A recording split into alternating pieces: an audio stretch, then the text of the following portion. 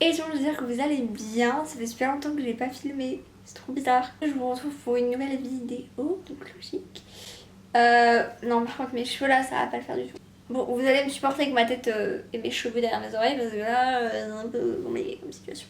J'ai déjà chaud, c'est super. Donc comme vous l'avez peut-être vu au titre de cette vidéo, je vous retrouve pour un make-up un peu d'automne. Voilà, j'aime bien cette saison, c'est vraiment ma saison préférée. J'aime trop les couleurs un peu rouge bordeaux, marron, vert kaki. J'ai mis un pull vert kaki pour vous. Du coup voilà, j'avais envie de vous faire une petite vidéo d'un make-up un petit peu automnal. Donc ça va être un truc assez simple je pense. J'avais envie de faire un truc un peu fumé et tout avec du vert et tout. Et voilà, et je vais vous montrer tout ça. Et je pense que je vais utiliser des nouveaux produits. Enfin certains nouveaux produits que j'ai jamais parlé en tout cas sur ma chaîne. Voilà, j'arrête de parler parce que je parle beaucoup trop et je vous laisse avec le make-up.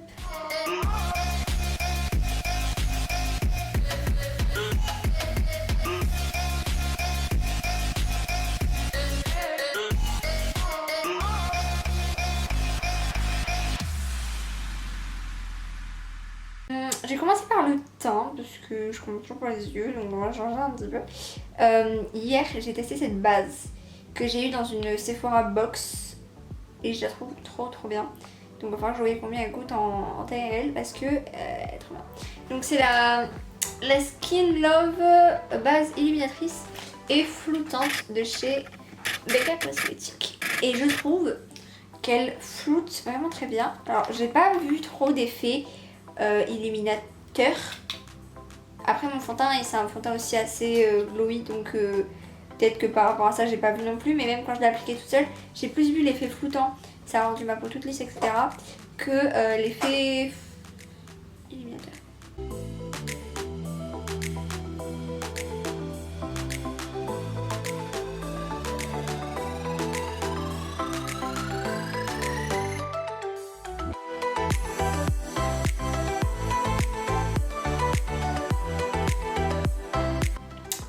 Voilà pour la base. Et pour le fond de teint, donc c'est le Pro Filter en version hydratante de chez Fenty Beauty du coup, que j'ai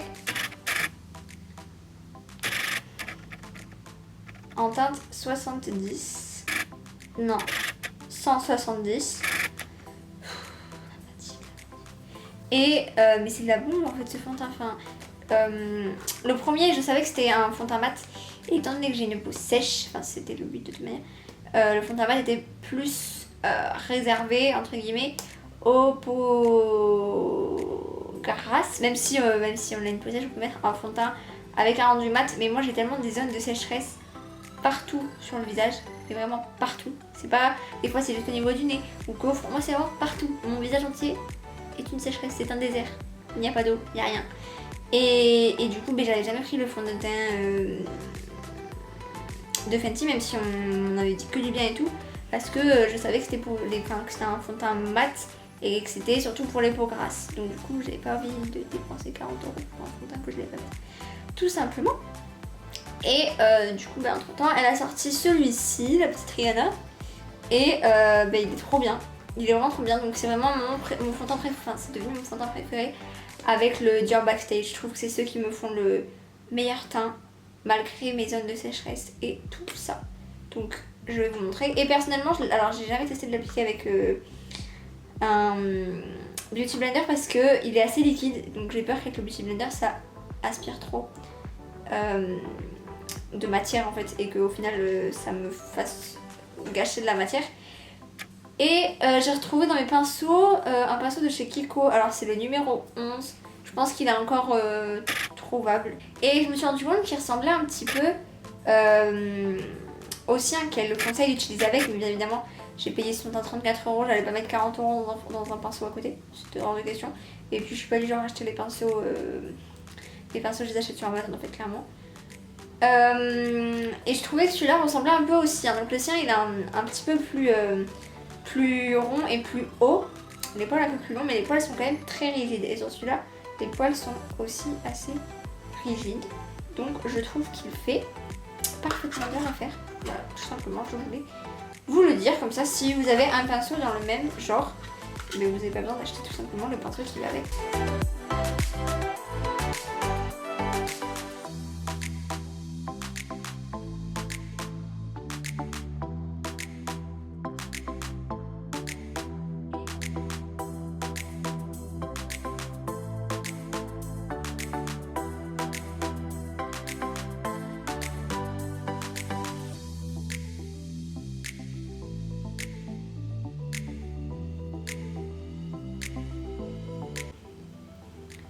Donc voilà, si vous hésitiez avant de le tester, n'hésitez pas parce que je le trouve hyper bien. Et je sais plus si je vous l'ai dit, mais il coûte 34 €, ce que j'ai pas trouvé excessif, dans le sens que je m'attendais vraiment à ce que c'était plus cher. Ensuite, pour l'anti-cerne, je vais prendre le Instant Anti-Âge Effaceur de chez Maybelline.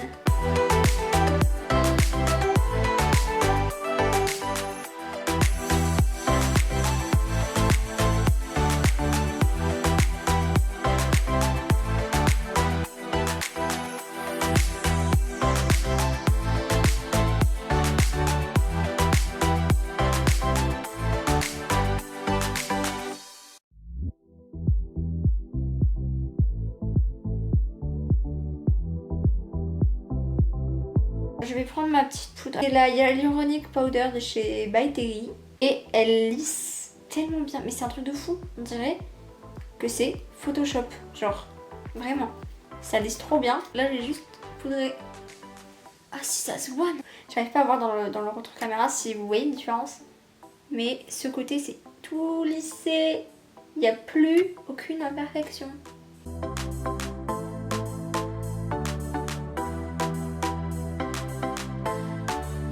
Je vais faire mes sourcils, bon je vais le mettre en accéléré parce que vous connaissez mon talent pour faire les sourcils évidemment.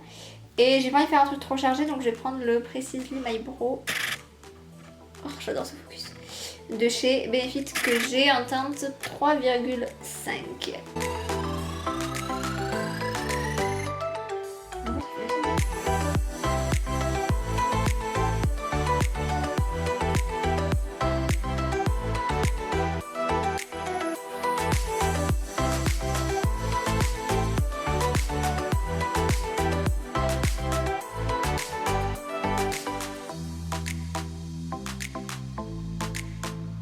Passer aux yeux, bon j'ai pas mis de base mais j'ai mis de l'anti-cerne. Pour me maquiller j'avais envie d'utiliser la Gingerbread Spice de chez Too Faced. Donc je l'avais acheté cet été parce qu'il y avait eu un restock et vraiment un truc exceptionnel juste pour quelques jours et je la trouvais tellement belle quand elle est sortie. Vraiment là j'aimerais utiliser ce vert là. Lui trop beau. La teinte Spice of Life. Je vais prendre celle-ci. Oh, ça fait trop beau focus. Celle-ci avec mon pinceau. Alors, je pense qu'elle...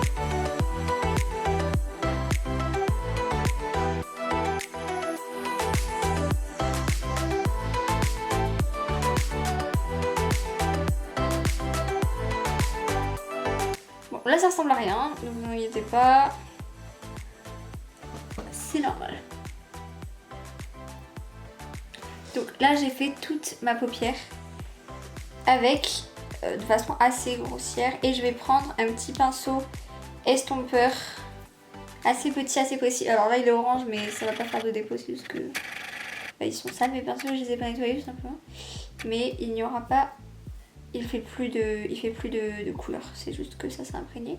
Et tout d'abord je vais venir estomper en fait les bords pour commencer à faire un truc, je regarde là alors qu'il faut le regarder là.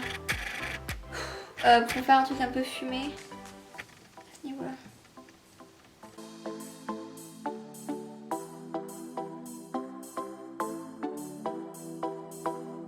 Et toujours avec le même pinceau, celle-ci, je vois pas.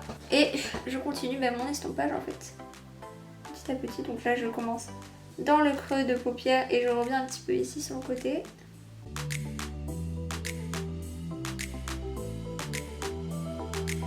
Un pinceau, un petit estompeur, mais là c'est un biseauté. Donc j'ai plus que ça de propre. Et je vais juste venir estomper parce que c'est beaucoup trop pigmenté pour le coup. Pour ce que je veux faire. Donc je vais prendre le Spice is Nice, donc c'est celui-là, un peu orangé.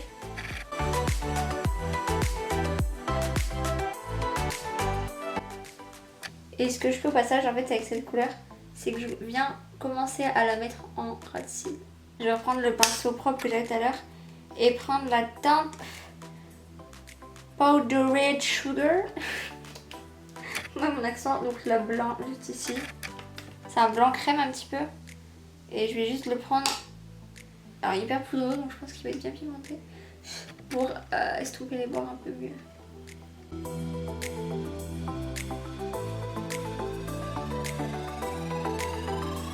Je vais tenter un truc.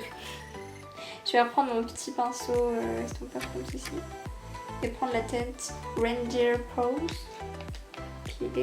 Ce marron, j'ai l'impression qu'il tend un peu vers le violet, donc je vais y aller vraiment tout doucement dans le coin, juste.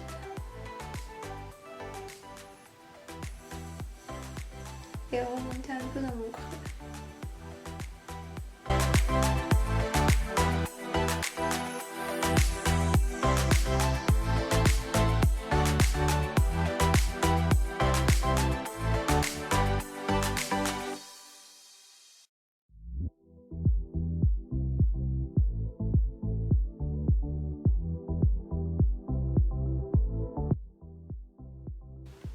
Du coup, vu que mon vert est un peu parti, je vais reprendre de la teinte verte du début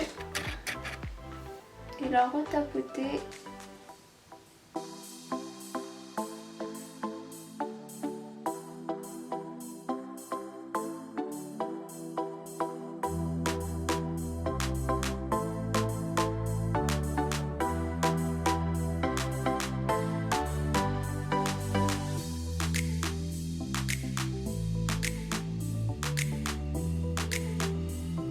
Voilà. Et pour faire un point lumière, coin interne, je vais prendre la teinte Spicked Eggnog.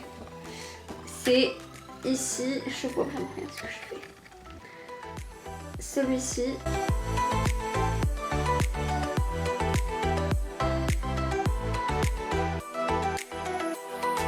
Donc je vais prendre mon petit mascara. J'ai eu également dans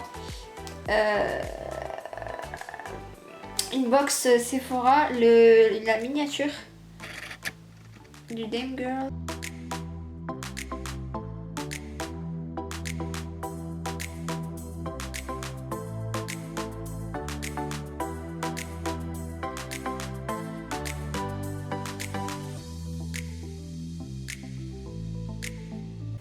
Pour mon petit bronzer, donc c'est la palette Professional Contour and Highlight de NYX. Je vais faire mélange celle-ci et de celle-ci.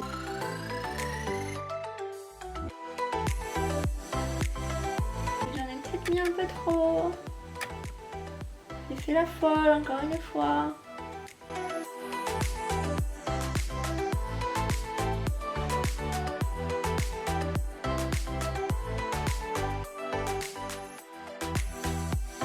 Pour le blush, j'ai ressorti un de chez Colourpop.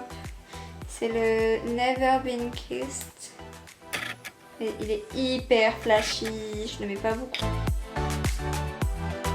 Du coup, pour l'highlighter, je vais prendre le blanc qu'il y a dans la palette NYX.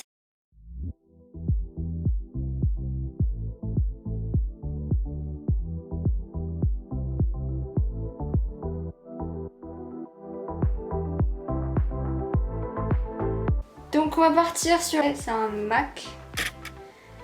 Et c'est la teinte Love Weapon. Alors il est un peu pailleté.